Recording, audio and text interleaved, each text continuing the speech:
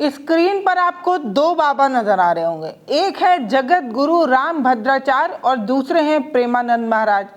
इनमें से बहुत सारे बाबाओं को, इन दोनों बाबाओं को आपने कहीं ना कहीं ज़रूर सुना या देखा होगा।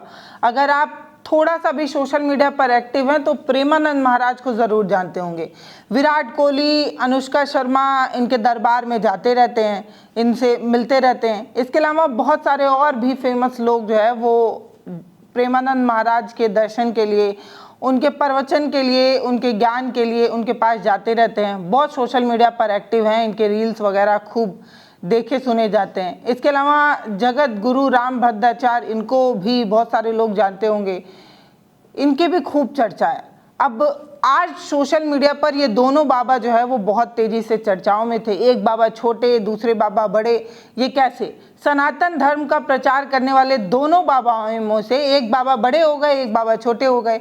दरअसल सबसे बड़ी चर्चा जो है, चर्चा की शुरुआत जगत गुरु जो हैं प्रेमानंद महाराज उनसे करते हैं। ये जगत गुरु प्रेमानंद महाराज हैं, ये दोनों आंखों से दृष्टिबाधित हैं। इसके बाद भी ये सास को खूब अच्छे से पढ़ते, सुनते, लिखते रहते हैं। इनके खूब चर्चा है। कहा, इन्होंने खुद अपने आप से ये कहा है कि इनसे ज़्यादा ज्ञानी इस पूरे पृथ्वी पर कोई और नहीं है। जितने और शंकराचार्य हैं वो या तो ढोंगी हैं या वो कम जानते हैं, उन्हें और पढ़ने लिखने की ज़रूरत है। शंकराचार्य को आचार्य कहते हुए भी ये नजर आए। तो दरअसल एक वीडियो वायरल हो रहा है जिसमें जगत गुरु राम भद्राचार्य जो है वो प्रेमानंद महाराज के बारे में बोलते नजर आ रहे हैं। रिपोर्टर साहब उनसे ये कहते हैं कि देखिए, प्रेमानंद महाराज की दोनों किडनियां फेल हैं, इसके बावजूद भी वो जी रहे हैं, ठीक ठाक से जी रहे हैं, सनातन का प्रचार वगैरह कर रहे हैं, ये चमत्कार ही तो है। तो उस पर जो है वो राम भद्राचार्य जवाब देते हुए कहते हैं कि अरे कोई चमत्कार वमत्कार नहीं, वो कोई ज्ञानी वानी है, वो तो हमारे बालक समान है, उसको कुछ आता भी है, वो संस्कृत का एक शब्द नहीं बोल सकता, हम जो श्लोक बोलते हैं उसका हिंदी में अनुवाद नहीं बता सकता। इस तरीके की चीज़ें राम भद्राचार्य ने कही और तब से सोशल मीडिया दो धड़ों में बढ़ गया है। सनातन धर्म का प्रचार करने वाले दोनों बाबाओं में से एक बाबा छोटा और दूसरा बाबा बड़ा हो गया, क्योंकि ये जो राम भद्राचार्य हैं ये कथा कथित सबसे बड़े वाले पंडित, सबसे बड़े वाले आचार्य, सबसे बड़े वाले गुरु हैं, इसीलिए इनके नाम के आगे जगत गुरु लगता है। ये कहते हैं कि जितने भी शंकराचार्य हैं वो थोड़ा कम ही जानते हैं या नहीं जानते हैं, क्योंकि शास्त्रों का इनसे बेहतर ज्ञान किसी के पास नहीं है, आंखें नहीं हैं, तब भी ये शास्त्रों के बारे में बहुत गहन अध्ययन करते हैं, शास्त्रों को लेकर बहुत सारी किताबें वगैरह लिखते रहते हैं। तो जितने भी शंकराचार्य आचार्य वगैरह हैं वो सब छोटे हैं, ये जो है वो सबसे बड़े वाले ज्ञानी हैं, ऐसा इन्होंने खुद कहा, मैं नहीं कह रही।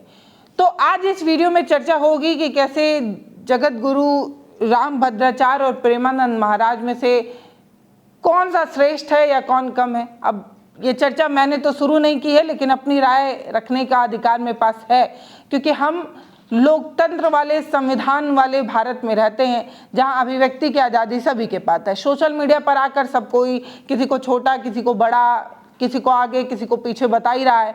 तो मेरा भी अपना एक प्लेटफॉर्म है, तो मैंने सोचा इस पर अपनी राय रखी दी जाए।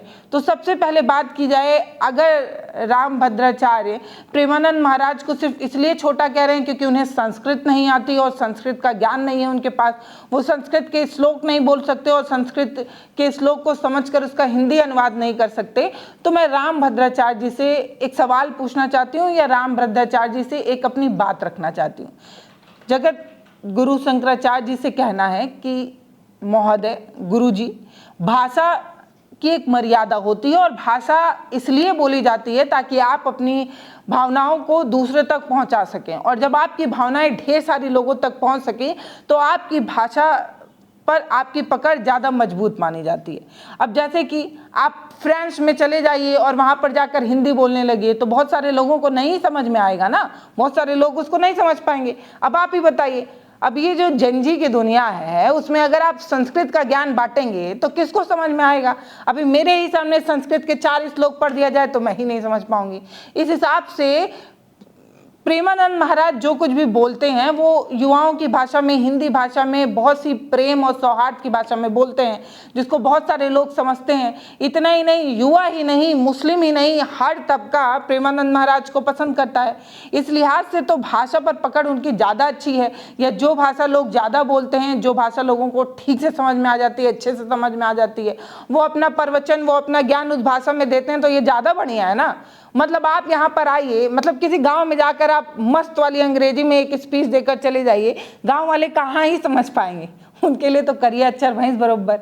तो वैसे ही आपका संस्कृत का ये जो ज्ञान है बेशक बहुत ज़्यादा होगा, पिटारे में आपके पास एकदम ज्ञान ही भरा पड़ा होगा, लेकिन जब ये ज्ञान आप लोगों तक पहुंचा ही नहीं पाएंगे, उसका विस्तार ही नहीं कर पाएंगे, आप भगवान की महिमा, उनका ज्ञान लोगों में प्रचारित ना कर पाएं, तो आपके इस ज्ञान का क्या मतलब।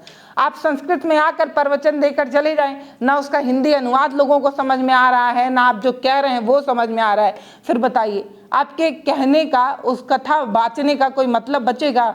भगवान की वो चर्चा जो आप लोगों के बीच में पहुंचाने की कोशिश कर रहे हैं उसका कोई मतलब बचेगा? तो इस आधार पर तो प्रेमानंद महाराज ज़्यादा बेहतर हुए, है ना।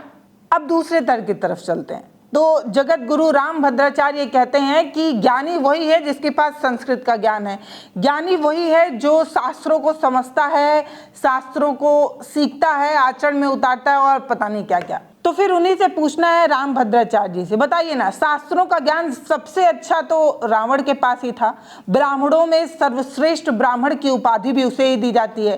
कहा जाता है कि शास्त्रों में जितनी अच्छी पकड़ रावण की थी उतनी अच्छी पकड़ अभी तक किसी ब्राह्मण के पास नहीं हुई। तो क्या उसे देवता मान लिया जाए? है तो वो राक्षस ही ना, है तो वो रावण ही ना, अब उसे राम थोड़ी बना लिया जाएगा। भले उसके पास शास्त्रों का कितना भी ज्ञान हो, भले ही वो कितना भी ज्ञानी पुरुष क्यों ना हो, है तो रावण ही ना।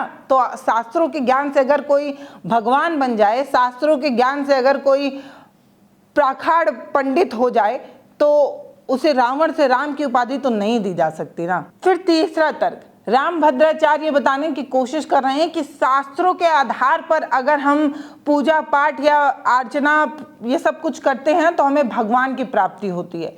तो रामभद्राचार्य जी से मेरा ये कहना है कि क्या शास्त्रों के ज्ञान पर ही भगवान की प्राप्ति हो सकती है? क्या भगवान शास्त्रों के ज्ञान के आधार पर ही हमें मिलते हैं, हमारा उद्धार करते हैं? या भगवान जो है वो आस्था को मानते हैं, भगवान प्रेम देखते हैं, आपका भाव देखते हैं, आपकी पवित्रता देखते हैं? अगर शास्त्रों के आधार पर भगवान उद्धार कर रहे होते तो सारा पुण्य जो है वो सिर्फ ब्राह्मणों को ही मिल रहा होता या उन्हें ही मिल रहा होता जिन्हें संस्कृत का ज्ञान है। अब रामभद्राचार्य के अनुसार तो पूरी दुनिया में संस्कृत कोई जानता नहीं, किसी को समझ नहीं आती, कोई समझ ही नहीं पाता। संस्कृत के सबसे अच्छे गुरु शंकराचार्य, सबसे अच्छा ज्ञानी जो है वो सिर्फ जगत गुरु रामभद्राचार्य है। तो भगवान की असीम कृपा, डायरेक्ट कनेक्शन जो है वो उन्हीं के पास पहुंच रहा है। बाकी जितने अपने आप को पंडित, आचार्य, शंकराचार्य बोल रहे हैं वो सब बकवास कर रहे हैं, वो सब सिर्फ दिखावा कर रहे हैं। उन्हें और ज़्यादा पढ़ने लिखने और समझने की आवश्यकता है। मैंने तो यही सुना और जाना है कि अगर हम पवित्र मन से अपने घर में रखे कठवत में भी पानी का आचमन कर उसे गंगा मान ले तो वो भी गंगा के समान ही जो है वो शुद्ध हो जाती है और वो ही गंगा के समान जो है वो हमारा उद्धार कर सकती है। तो अगर ये वाली चीज़ें झूठ है और अगर इस तरीके से झूठ फैलाया गया और ये बताने की कोशिश की गई है कि पवित्र मन से आप भगवान को नाली में बैठकर भी पूज दें या किसी अपवित्र जगह पर भी भगवान का ध्यान कर दें तो आपको उतना ही पुण्य मिलता है जितना आप किसी अच्छे मंदिर में जाकर और दूषित मन से पूजा करें, उतना नहीं मिलता। उससे ज़्यादा आपको आपके घर में ज्ञान मिल जाता है, प्रेम मिल जाता है, आशीर्वाद मिल जाता है। अगर ये बात गलत है तो ये झूठ कौन फैला रहा है, सबसे पहले आप उसे सामने लाइए। सबसे पहले आप उसे बीच में लाकर खड़ा करिए जो लोगों को भ्रमित कर रहा है। इस तरीके का गलत ज्ञान देकर लोगों को मोक्ष कैसे मिलेगा भाई? अगर लोगों को मोक्ष दिलाना है, लोगों को एकदम डायरेक्ट जो है वो उनका आत्मा शुद्ध करना है, तो उन्हें जगत गुरु रामभद्राचार्य के सिवा और कोई गुरु नहीं मानना चाहिए, क्योंकि इन्हीं के पास पूरा ज्ञान है, क्योंकि यही सब कुछ जानते हैं। ऐसा मैंने बिल्कुल भी नहीं कहा, ऐसा इन्होंने खुद कहा है। बस गलत बात ये है या परेशानी ये है कि ये सारी क्लिप जो है वो एनडीटीवी की है। बड़ी मजबूरी है कि मैं इस क्लिप को लगा नहीं सकती क्योंकि कॉपीराइट इशू होता है, यूट्यूब गाइडलाइन के खिलाफ है। इस वजह से मैं एनडीटीवी का ये बाइट नहीं चला पा रही हूँ, नहीं तो मैं आपको बाइट चलाकर ये सुना देती कि रामभद्राचार्य ने खुद कहा कि सारे शंकराचार्य मूर्ख हैं, उनके पास कोई ज्ञान नहीं है, ना वो संस्कृत जानते हैं ना समझते हैं, सब कुछ इन्हीं के पास ज्ञान है। ये सब कुछ उन्होंने खुद कहा है, मैं नहीं कह रही। अब ये तो हो गई पॉइंट की बात। अब मुद्दे पर वापस लौटते हैं। शंकराचार्य और प्रेमानंद महाराज के बीच में ये जो विवाद हुआ वो क्यों हुआ? तो मेरा अपना मानना है कि ये जो विवाद है वो दो वजहों से हुआ। पहला विवाद ये, क्योंकि जो पूछ रहे रिपोर्टर थे उन्होंने इसे चमत्कार रख के कहा कि ये चमत्कार नहीं तो और क्या है कि दोनों किडनियां फेल होने के बाद भी प्रेमानंद महाराज जो है वो इस तरीके से स्वस्थ हैं, ऐसा जो है वो खान सर कहते हैं। इसके बाद जगत गुरु रामभद्राचार्य जो है वो नाराज हो जाते हैं। वो नाराज होते हुए कहते हैं ये कोई चमत्कार वगैरह नहीं है, डायलिसिस तो उनका होता रहता है, ऐसा तो नहीं है कि बिना डायलिसिस के वो स्वस्थ हैं। तो ये बिल्कुल सही बात है। एक गुरु, एक शंकराचार्य को चमत्कार वगैरह से जो जोड़ने वाला रिपोर्टर है उसकी खुद की गलती है। वो इस तरीके से किसी भी टॉपिक को ऐसे रख रहा है जिससे हो सकता है रामभद्राचार्य जो है वो नाराज हो। अब संत है तो संत ही रहने दो भाई, कोई चमत्कारी और भगवान का सीधा दूत वगैरह बनाने की कोई खास ज़रूरत तो है नहीं, क्योंकि प्रेमानंद महाराज भी इसको मानते नहीं हैं। और दूसरा मेरा ये मानना है कि सच को जितना सही मान लिया जाए, सच के साथ जितना खड़ा उतर लिया जाए उतना ज़्यादा सही है। हम वैज्ञानिक दुनिया में रहने वाले लोग हैं, बिना चिकित्सा के किसी भी बीमारी का इलाज नहीं हो सकता, हम वो मानने वाले लोग हैं। तो फिर इस तरीके की चीज़ें, इस तरीके का बकवास, इस तरीके की बोगस बातें करने का कोई मतलब नहीं है। अब दरअसल वो जो रिपोर्टर हैं वो इस तरीके की चर्चा इसलिए करते हैं कि जब कोई जगत गुरु, कोई संत, कोई गुरु किसी दूसरे गुरु पर प्रहार कर दे या किसी दूसरे गुरु के बारे में कुछ ऊल जलूल बकवास कर दे तो टीआरपी मिल जाती है। सब टीआरपी का खेल है। इस तरीके का झगड़ा कराना है, इस तरीके की लड़ाई करानी है, तभी तो टीआरपी आएगी। और इस तरीके के टीआरपी की वजह से इस तरीके की राजनीति, इस तरीके का खेल जो है वो रचा जाता है। अब बड़ी बात यह है कि इस तरीके की चर्चा ना कराई जाए तो बताइए टीवी खोलकर कौन अपना आधा घंटा वेस्ट करेगा। इसलिए इस तरीके का मुर्गा लड़ाई लड़ाना है, इस तरीके का झगड़ा विवाद खड़ा करना है।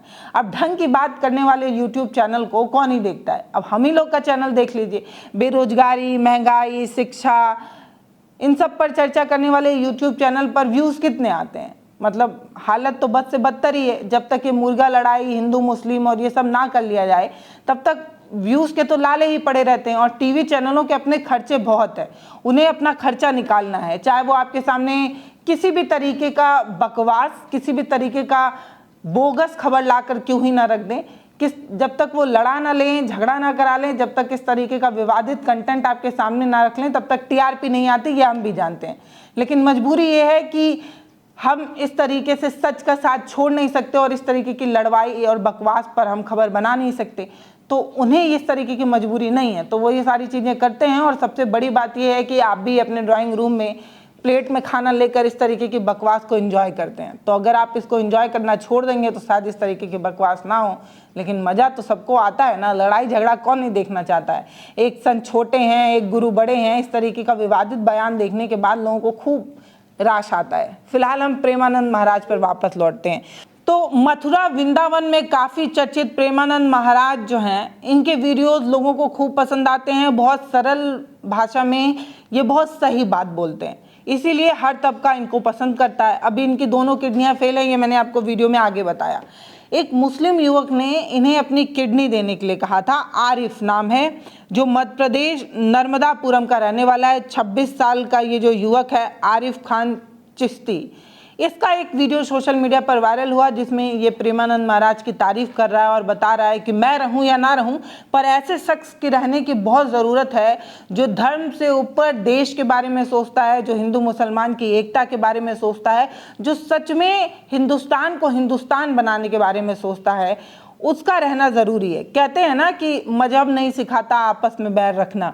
तो प्रेमानंद महाराज उन महाराज में से हैं, उन गुरुओं में से हैं जो हिंदू मुस्लिम भाईचारे को प्रमोट करते हैं या वैसी सोच रखते हैं। उनका ये मानना है कि जो मानव बिरादरी है, जो इंसान है, वो सब अल्लाह या भगवान का बनाया हुआ इंसान है, उसका अंग है, उसका पार्ट है। हम सभी जो इस धरती पर हैं वो कहीं ना कहीं भगवान द्वारा निर्मित हैं, उनका अंश हैं।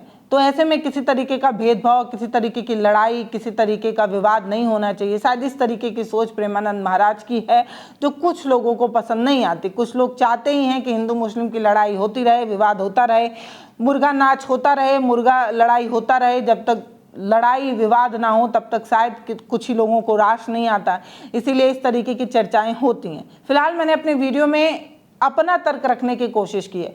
बहुत सारे लोगों को नहीं भी पसंद आएगा तो ना पसंद आए सबका ठेका लेके थोड़ी रखे हुए हैं। और दूसरी बात, हम स्वतंत्र भारत में रहने वाले, संविधान को मानने वाले लोग हैं, जहां सबको बोलने की आज़ादी है। भाई साहब, हमने तो अपना पक्ष रख दिया है।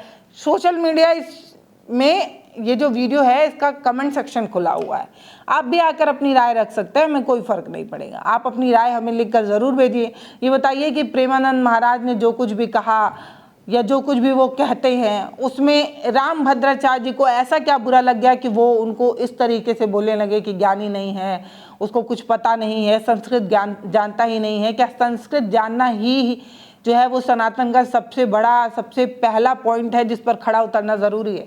फिलहाल आप अपनी राय हमें कमेंट सेक्शन में लिखकर ज़रूर बताइएगा। वीडियो को शेयर करिएगा, चैनल को सब्सक्राइब करिएगा। बहुत धन्यवाद।